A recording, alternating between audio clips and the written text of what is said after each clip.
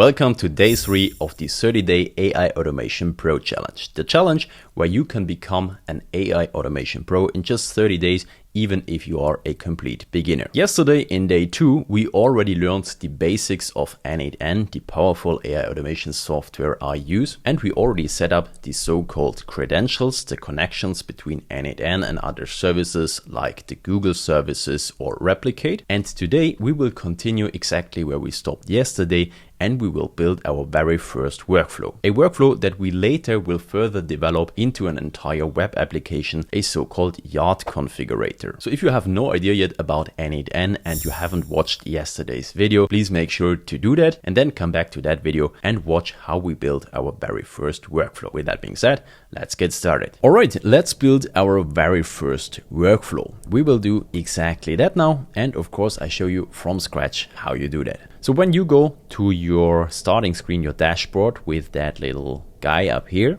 this is completely empty. Of course, you already have your 2 credentials. You just set them up just a couple of minutes ago. But when you go to workflows, this will be completely empty. So you go to that corner up here and you hit create workflow. And then you see this is completely empty, a fresh canvas. And here we can build our workflow now. I always recommend you to start with giving the thing a name, because when you have many workflows, it can be confusing finding the right one. And we just call it Yacht Designer. All right, and as I already mentioned in the very first beginning in the presentation, we always start with a trigger. And you do that by just clicking on that button here. And then you see all the available triggers. For example, trigger manually, on an app event, on schedule. This would be, for example, every day at 7 o'clock. On a webhook call, we also use that later. And we also have on form submission. And this is what we do now, because we want to trigger that workflow for now with a pop-up form. So we just click on it. And then you see you are already within the element. When you go back to canvas, you see that you have that element now on the canvas, and we can place it wherever we want. And I also recommend you to give the thing a name, especially when you start out and you have no idea what you do, because then it's easier to remember what these things do. And you can just right click on it, go to rename, and we can just call it pop-up form. All right, now we have it. And now we basically have to design what kind of elements should be visible in that pop-up form. And we do that by double clicking on it. And now we are inside the element. And first we have to give it a title.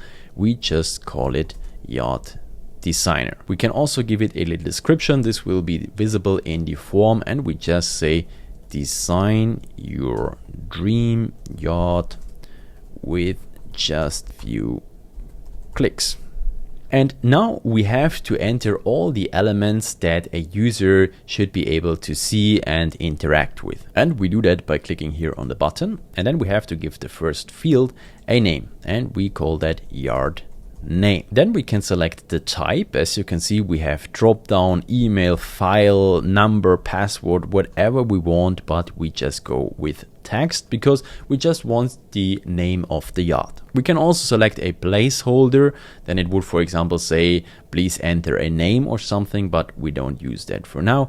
And we make it a required field. If this is not checked, the form also works if this is empty, but if we make it required, the form will only be submitted to the workflow if this is entered by the user. All right, then we take the next one and we call it yacht description. Here we select text area. Where is it? Text area, so that we have more space available. And we also use a placeholder here. Please describe the look of your dream yacht. All right, we also make that required. Then we add another one and we call it select the length of your yacht in meters. As I said, this is for an example, and I just want to show you the different ways how we can provide data here. And now we go with a different type here. We go with drop down, and in that drop down we can now enter several options, and we go with 4 different options. We go with 5 meters, 10 meters, 15 meters and 25 meters. So these are the available yards in that example. Also, that is a required field. Then we add another element. We call it the turbo sport package. And here we also select another type. We select the checkbox. Here it is. And we give it the label include. Okay, so the user can include that or exclude it. In that case, we don't make it required, we make it optional, and then we just add two more elements for the name of our potential customer and the email address. So the first one, we just select name. We go here with text, this is fine. Here we can write, please enter your name. We make it required, and here we go with email. Here we can select that as data type, email, and here we write, please enter your email so we can reach out to you with an offer. Okay, and we also make this required. That's it. And this is all that we have to do for now. And when we go back now to the canvas and we save that thing, we can already test it out, because when you hit now execute workflow, you see that the pop-up form is popping up and we can give it a name. Let's say Rosalia Amalia. I don't know why I always take that name. Yacht description, a beautiful white and red yacht. We go with 15 meters. Of course, we take the turbo package. We say Tom Miller, and email, we can just take anything. It just has to follow that form, and we go to submit. And now when we go back to our workflow, we see that here is already input. So this worked. And here comes now the first learning. When you double click on that now, you see that we have now the user selection available here as data, and now we can work with that data within our workflow. We see we have the yacht name, the yacht description, the length, the turbo sport package, the name, the email, and also some metadata when it was submitted and so on. And the next learning is that what you see here, exactly that structure is called JSON. JSON stands for JavaScript Object Notation, and it's just a nice way to store data in a structured and organized way. And we will talk later also about the JSON file itself so that you understand what it actually is and so on. Just remember at that point that we will work a lot with data like that. It has the advantage that the data is always in a organized way and we can easily access the different inputs of that data. And in a second, you will see how that works. Then I show you another trick. If you go to that little pin up here, and you go back to the canvas, you see this is pink now and the data is now pinned. That means the data won't go away and it will always stay like that. So we can use it again and again while testing. This is also very useful. And one more trick, which is also important, when you go to that little pen up here, you can manually manipulate the data. For example, we could manipulate the name and just call it Rosalia Golden or whatever. We save it and now you see that this data is stored and we can keep working with that. Why is that important? Sometimes when you build and test and debug, you need very specific parameters, and with that button you can just make that possible. All right, that's it. We go back to the canvas and now we have our form element and we have our data available. And now it gets interesting because now we will bring in AI. We will include a large language model. So we click here on that little plus and then we have all the options available that we could select. And we go to AI. We go to OpenAI because remember you already set up the connection.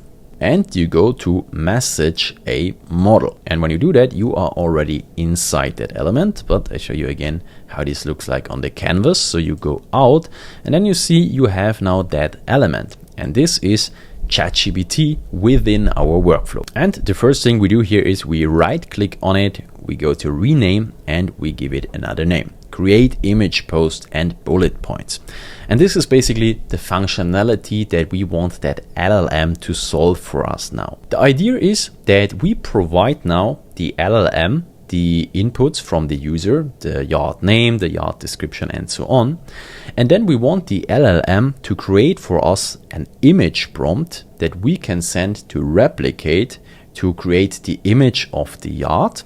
And we also want the LLM to put out some bullet points that perfectly represent that yacht. In the end, you will see why we need that. At that point, I just show you how you make it happen. Because in the end, I want to achieve that our yacht calculator will create an entire poster representing the yacht together with some nice bullet points on top.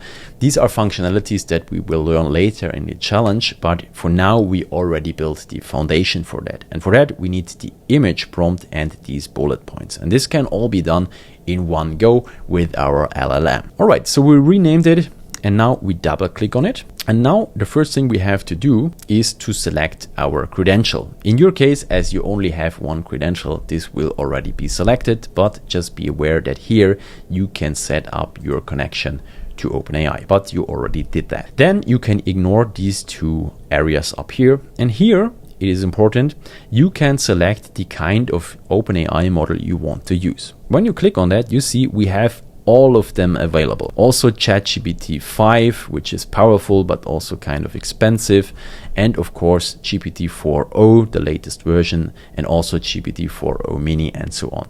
The difference here is the following: the more powerful the model, the more you have to pay at OpenAI, and also the longer it takes. So to make this simple, I recommend the following. Whenever you want to solve something super easy, go with ChatGPT 4o mini. If you want to solve a normal task with not too much input, use ChatGPT 4o, the latest version. And if you want to solve something very complex with a lot of data, go with ChatGPT 5. So this is how I treat it. Let's just keep it super simple. We go in that example with ChatGPT 4o latest. Mini would also work here perfectly fine. And no worries about the costs when I say more expensive. This just costs fractions of cents. I just want you to be aware of it, because when you use that a lot, like thousands of times, it matters. All right, we select ChatGPT 4o latest. And now you see that there's not so much left that we can select. Here we have a prompt. And at that point, you already probably know what a prompt is. It is basically the instruction what we want the large language model to do for us. But there's a little specialty when it comes to these models in n8n, because we cannot only provide one prompt, we can provide several prompts. And I also recommend that, and I will also explain you why. So we add 2 more prompts. We will work with 3 different prompts. The first one you leave at user. The second you set to system, and the last one you set to assistant. What's the difference here? The user prompt is the data that the model should work with, the input. The second one is the general instruction, what the LLM should do for us. And the last one, the assistant, is making sure that the output is always exactly structured how we want it. And here also JSON gets relevant again, but more on that in a second. And then down here, the last thing you do is you click here, output content as JSON, and also that one is already checked. So just make sure it looks like that. This is what we need. And now you see the only thing that is left is filling out these 3 prompts. And this is what we do now. And we start with the user prompt. And when you click on that, you can write here, or you can go to that little button and then it gets bigger. And I already prepared that, so I paste it in. And here we will provide the LLM now all the inputs available. This is the name of the yacht, this is the description of the yacht, this is the length of the yacht, and this is the info if the yacht has the Turbo Sport package included. You find all these prompts and workflows in the resources. You can easily just import the entire workflow and pull out there the prompts, but I actually recommend you to build it with me from scratch, because like that you learn the most. But again, all the resources are also available. All right, and now it gets interesting, because now we have to provide the kind of input here that the LLM should work with. So we go out here again, and now you see exactly the element from before, the pop-up form. And as I told you earlier, everything here works from left to right. We have here our pop-up form, then we have our LLM, and here will be the output of our LLM. And now we can apply a super easy trick. So if we want to provide the name of the yacht, we can just take that name, yacht name, and drag it over, paste it here, and you see the name shows up here as a variable. Then we do the same with the description, yacht description, we pull it over, and it shows up here. We go to the length of the yacht, exactly here. Same principle, we have the 15. And we take the Turbo Sport package also over here, and you see include. Perfect. And now you see how the LLM gets provided our pop-up form information. Now we go to the system prompt, and the system prompt is the general instruction what this LLM should do now with the input in the user prompt. And you can make this a little bit bigger with that button here. And we scroll down a little bit because now we need a lot of space, something like that.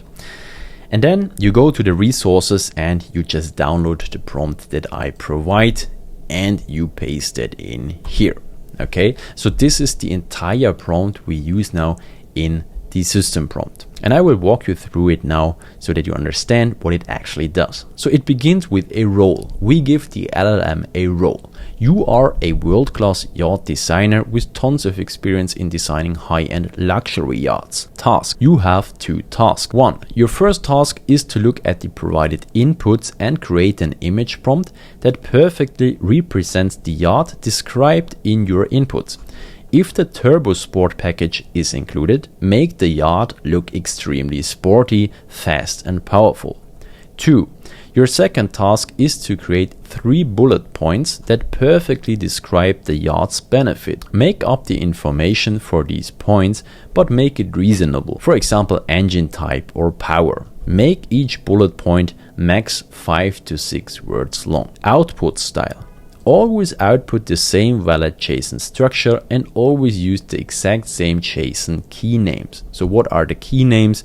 Exactly that. I want the LLM to always name the outputs the same way. For example, yacht image prompt, yacht name, bullet point 1, and so on. Why is that important? Very simple. Because after the LLM, we will use these inputs the same way as we used it here.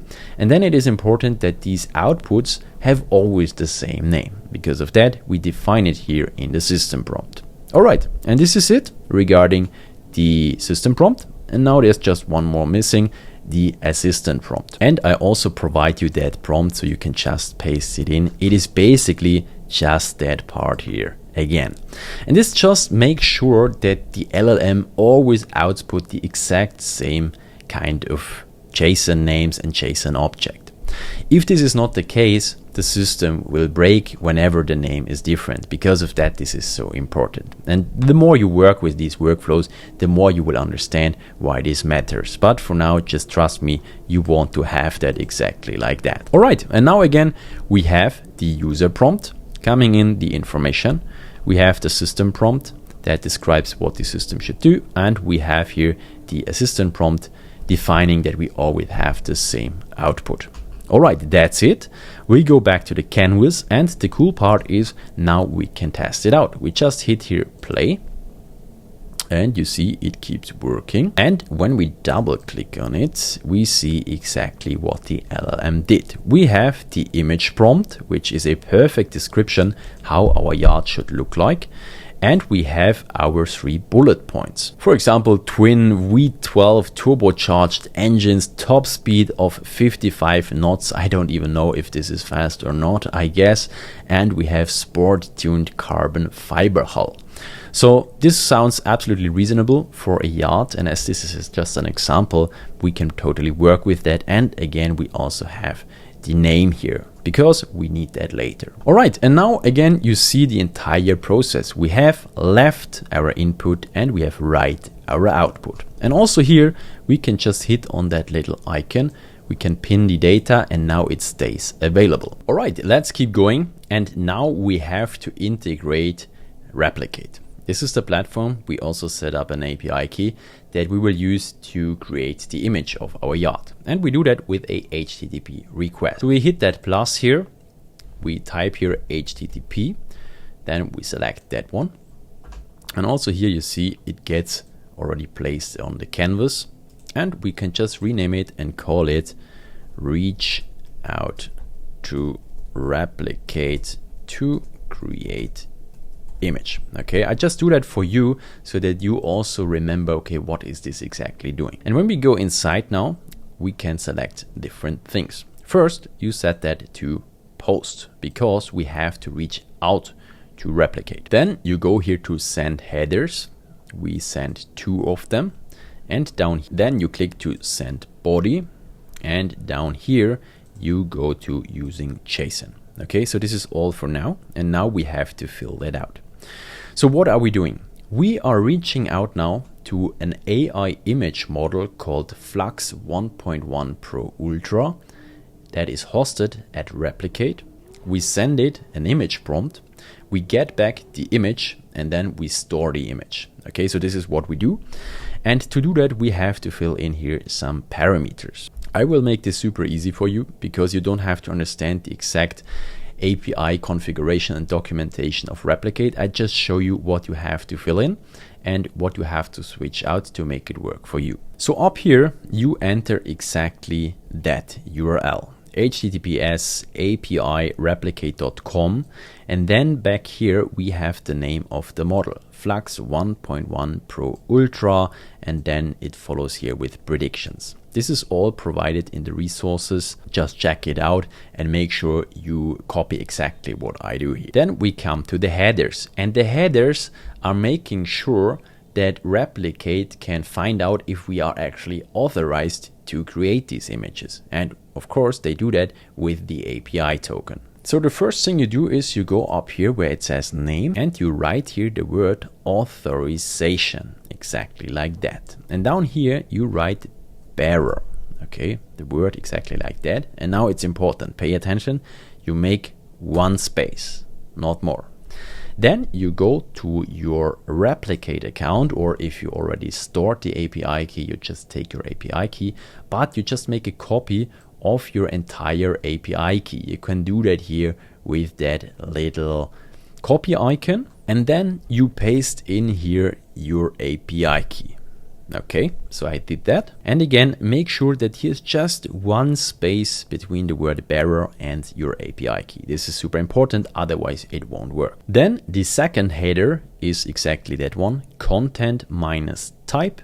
And here you type application / JSON. Here it is again. You see JSON is something very important when it comes to AI and automation, and we will learn more about it during the entire challenge. And then we need 1 more header, and here you just enter the word prefer and then the value weight. Then there's just 1 more thing missing, and this is the so-called body. This is the payload that we are sending over to Replicate, and in that case this is our image prompt, but also some settings that Replicate needs to know to be able to create the image.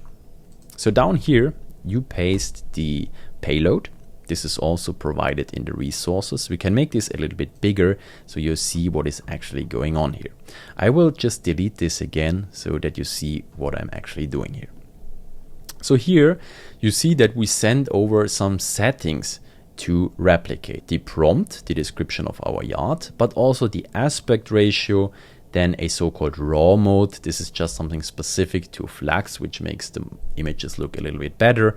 The output format, a JPEG, and then they also have a parameter called safety tolerance. This is not relevant for our example, just leave it how it is.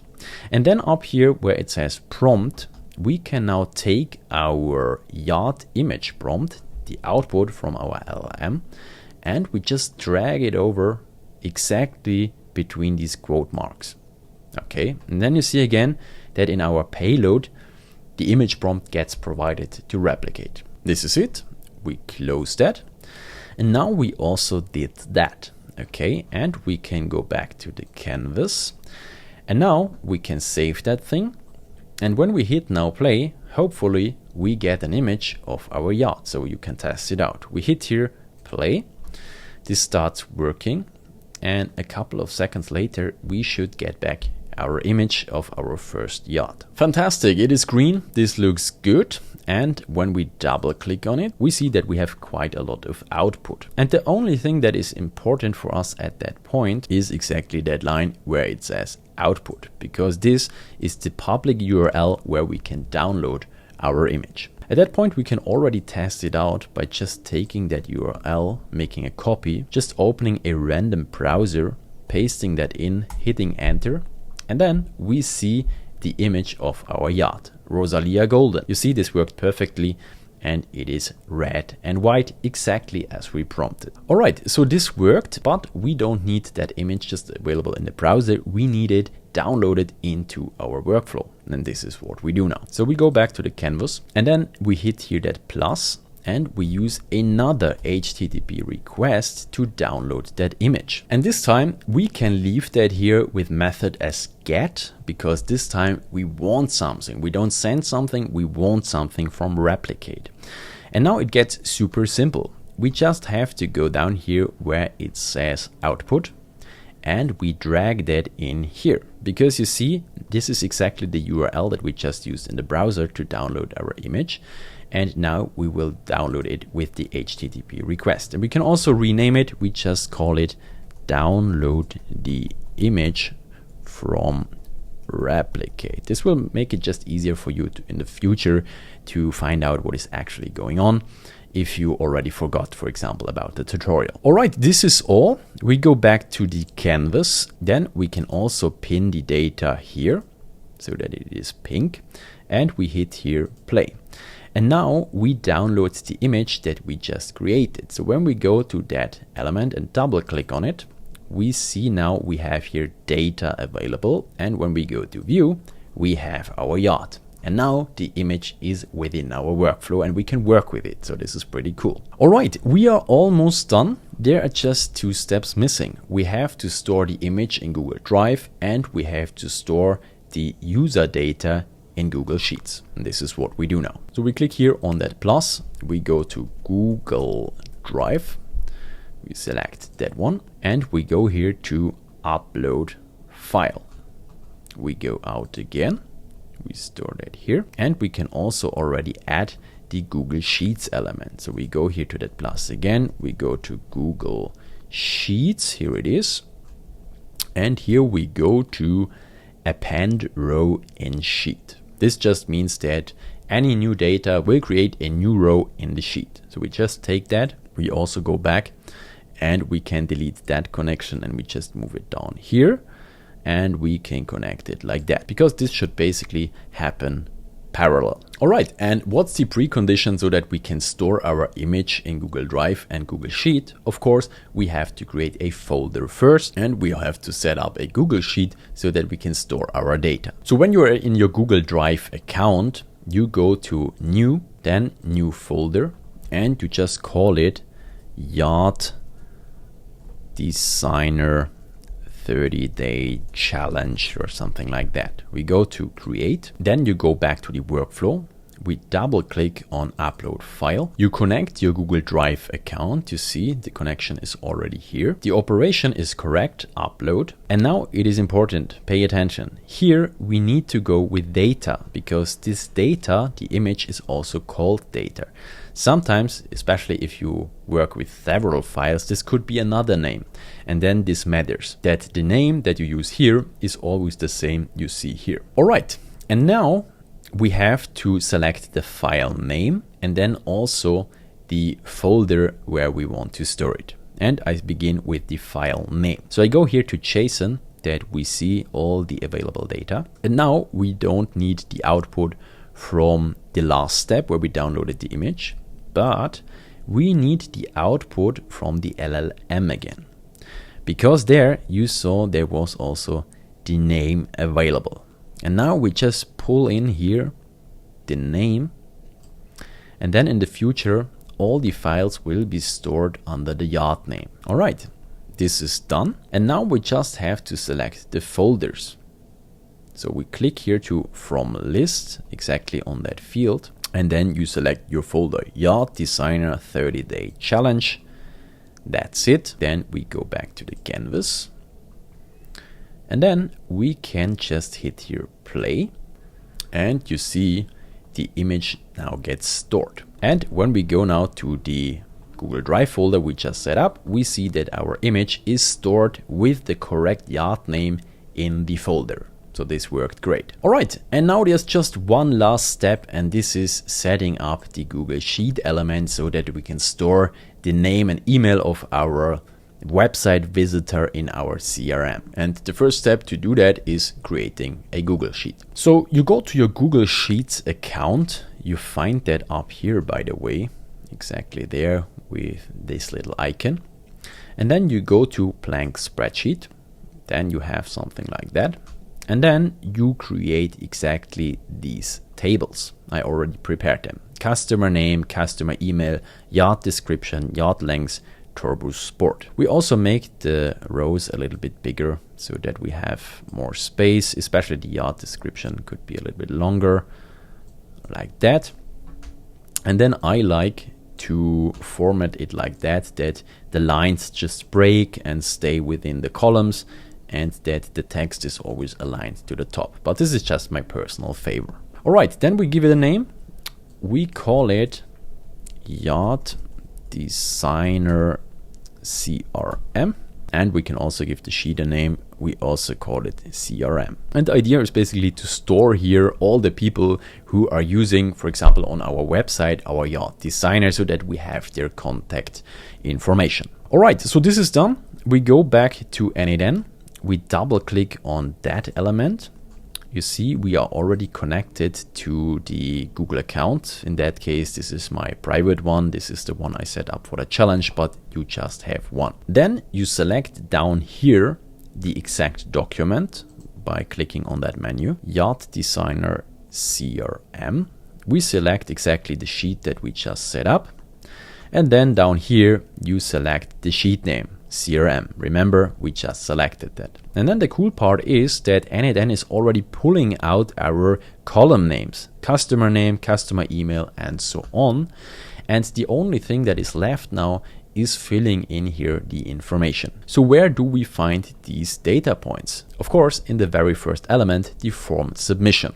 So we go here to exactly that menu. We select here the pop-up form, and then we have the possibility to see that as schema or as JSON. I actually prefer the JSON view because it is nice and clean. And then we just pull in the information. We have our name, that worked. We have the email, we pull it in. We have the yacht description, we pull it in. We have the yacht length, where is it? Here. And we have turbo sport included or not included, and we pull it in. And now you see that all the values will get stored in the Google Sheet. We can also call that store data in CRM. We go back to the canvas and we can also test this out. We hit here play, the element is working, and a couple of seconds later, hopefully our user data is stored. So we go back to our Yacht Designer CRM, and here it is. Tom Miller, our example email, a beautiful white and red yacht, the length and turbo sport, of course, included. All right, guys, congratulations. You created your very first n8n workflow. And of course, we can test it out now end to end. For that, we just unpin the data with right clicking on it, unpin, unpin, and unpin. We save that. And now we fire it up one more time. We go to execute workflow. We give it a name. I call it now T-Rex Dominator, a very aggressive name. It's a green yacht with a structure like a dinosaur. I don't know how I came up with that idea. Then we go with just 10 meters, turbo sport not included. And here we go with my personal name and any email. And then we hit submit. And when we go to the workflow, we see it starts working. The LLM is creating the image prompt. Then we reach out to replicate to create the image of our dinosaur yacht. I'm super excited how that turns out. And when this is done, we also download the image. This takes about 20 seconds most of the time. Then we download it and we store it in Drive and also in the CRM. All right, let's begin with the boring part. If we go to the CRM, we see, okay, it is stored. This is exactly the data I selected. We see the Turbo Sport package is not included. And when we go to the Google Drive folder, wow, we see the T-Rex Dominator yacht. Let's check this out. Wow, this is absolutely fantastic. I love that design. It is exactly how I wanted it. It is green. And yeah, just absolutely fantastic. Great. Love it. Well, let me know how your yacht turned out. Feel free to post it on Instagram, tag me. Yeah, I'm super excited and I can't wait to see your results. All right, then make sure to store it so it is safe and you don't lose it. And that's it already for your very first n8n workflow. One important information: in case you just want to import the workflow that I provide without doing anything, you can easily do that. And I show you how you do it. You just go to create workflow. Then you have a completely empty canvas. Then you click to these three dots up here. You go to import from file, and then you select the .json file of exactly that workflow you want to import. And then you have the entire workflow imported. The only thing left you have to do is connecting your credentials. For example, your OpenAI account, your Google Sheets account, and so on.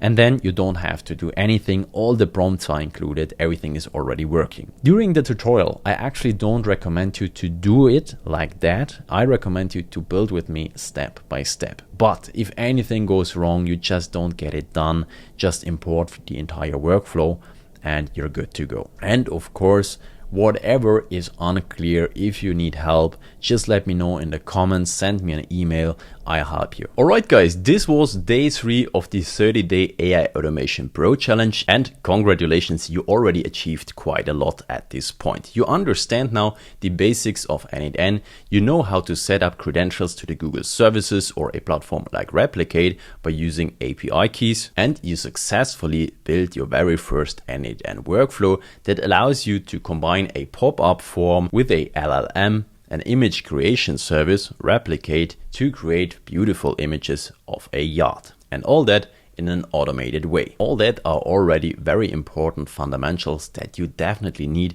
if you want to become an AI automation pro. And during the next days, we will step by step further develop your skills. Tomorrow, we will continue with the important IT basics that you need to understand. No worries, it won't be complicated and I'll make it super easy for you to follow, but I can promise you, you need some IT basics and we'll cover them tomorrow. That's it for today. Let me know in the comments how this tutorial worked for you if you have any questions. And of course, I'm already super curious how your yacht turned out. So feel free to share it on Instagram, tag me in your story, and I'm super excited to continue with you tomorrow with the 30-day AI Automation Pro Challenge.